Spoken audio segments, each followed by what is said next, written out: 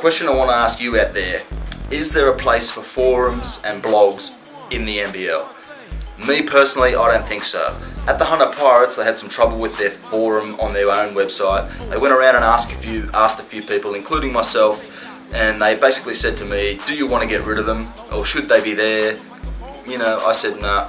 And should they get rid of them? My answer was yes. Y-E-S, yes, because anyone can post anything, you know, like, for example, NBL Stats.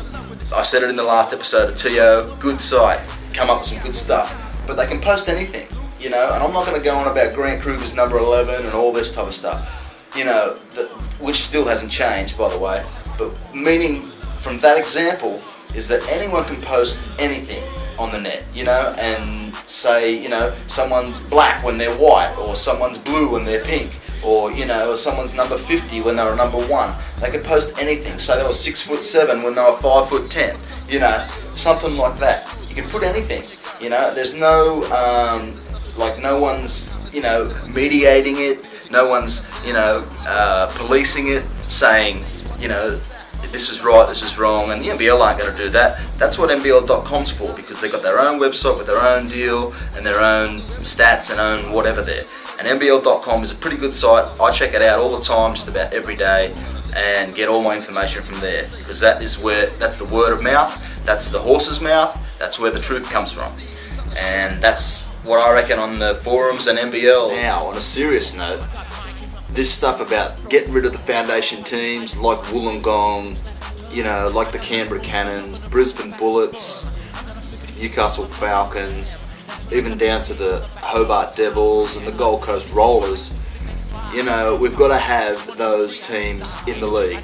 Now, I don't know what's going on next year with the 8 or 9 team competition, but that's no good. We should allow, and if anyone from the NBL is listening, you know, take this into consideration, because I think a lot of people out there are really behind me on this one. You got to allow some more teams in there. Those teams I just mentioned, the Bullets, the Cannons, the Hawks, whoever, you know, even the Taipans to the Sydney Spirit to the Sydney Kings, they've got to be in there. So what we've got to do is, or what you guys have got to do is, you've got to organise it so that, you know, you'd allow those teams to be in there. You know, keep the teams you've got now on the salary cap and all that type of stuff they're on now, and maybe get the teams I just mentioned in there on a lower salary cap. You know, they might get flogged the first few years, or, you know, maybe allow them to have 3 imports instead of 2. You know, they might get, you know, some people to the games, you know, because you've got to have foundation clubs there. And what I mean by foundation clubs is the clubs with their own stadium, so that they don't have to pay to host games, you know, like paying 20 grand before you even get one person through the door, you know, like, come on. You know, if for example, the Newcastle Falcons were in the league, they'd have the Newcastle Basketball Stadium, and they'd be able to pay, you know, rent the basketball stadium off Newcastle Basketball, and a lot of people would go to the game, you know, 3,500 or 2,500 seat stadium, you know, 10, 15 bucks a pop, money straight in the pocket. You know, there's no 20 grand out payment there to hire the stadium with, you know, hideous drink prices and food prices, and the stadium would make money off the canteen and all that type of stuff. So that's where you got to be with the NBL next year, or maybe the year after, with more teams. And those 6 or 7 teams that are out, even the Wollongong Hawks, got to be back in it soon. They've got to be back in the league, and that's a must, because you're going to lose the whole supporters base, and all the fans are going to not want to go to the games because the ticket prices are too dear, food's too much, you know, $4.50 for a Coke and $5 for a pie, you know, $10. I can go and buy a whole heap of stuff at the supermarket for $10 to last me a week, you know, to eat. So, you know, I don't know whether you adjust the salary cap for them teams, or so they survive, or have 3 imports, or what, but they've got to be in there, and that's the dead set honest truth. People want them teams in there, and people will go to the games. And also coverage, not just Fox, they do a good job at the moment, but we need coverage on free-to-air TV, you know, NBN, Channel 9, even Channel 7, whoever. Some of the local stations got to get behind the basketball. It's got to happen. Now, another thing, with forums. Now people, this really amazes me, and I don't know why and how people do this. If I went to a basketball game, I'd want to be watching the game. You know, I'd want to be taking in the atmosphere, listening to the courtside announcer, listening to the music he's playing, not criticising him, but enjoying it, taking it all in, and all that stuff. Now, you know, that's called being normal and having a life and doing your thing. And, you know, people that post on internet forums during games, you know, like I think it was Skin Dog the other day in the Hawks' last game. Who gives a shit who's singing the national anthem? Who gives a shit what the score is at, you know, with 10 minutes to go in the first quarter? We've only played 2 minutes of the game. Who cares? What everyone wants to know is the final score. And if you're not at the game, you listen to it on the radio. And if you don't listen to it on the radio, you look up the score on the net and you find out who scored what at when. You know, you don't post on forums or blogs during a game. That is nerdy and geeky. Take it from me.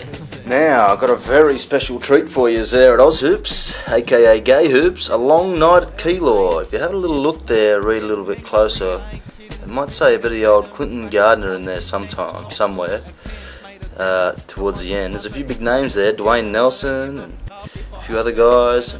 Oh, there he is, the old Clint Dog, Clinton Gardner. There he is. Newcastle Hunters, 1990, I think, 1991. And that was the quadruple overtime Southeastern Basketball League game. This is the snippet from Basketball Week. That's the report there, James Weston. And that was in 1990. Now if I just flip over here, there's a thing in the Newcastle Herald as well. And the picture there of a young Clint Dog, there he is. Got the flat top going there, but bit of hairstyles there, looks a bit like Derek Rucker in his younger days, of course, with the bald head these days. And that's the report in the Newcastle Herald. Clinton Gardner, the king of Newcastle Hunters basketball for a week.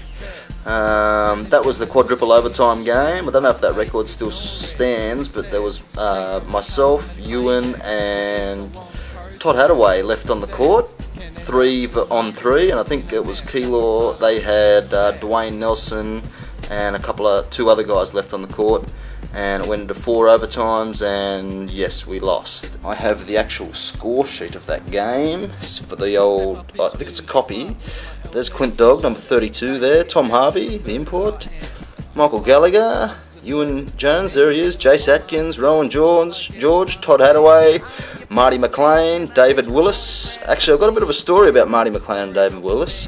And Richard Ramey, oh my god, he was the worst ever import to come to Australia off the court. But look at his stats. And myself and Tom Harvey roomed with him, and we've got a few stories. But that'll have to be another episode of the TO. But here, with Dave Willis now, NBLstats.com. Have a look at Dave Willis, number 21 there, and Martin McLean. I think it was 1991. In the very last game, they actually suited up for the Falcons, and I think it was Jace Atkins as well. I could have sworn it was Gavin Vickers, but I seen him the other night, and he said it wasn't him. So, Dave Willis, Marty McLean, and I'm going with Jace Atkins for the other player suiting up at the end of the 1990 regular season. Now, that pretty much wraps up the second episode of the TO here with DJ Clint Dog. You all need to check out the website www.clintdog.com, clintdog.tk, cstylerecords.tk. It's all there.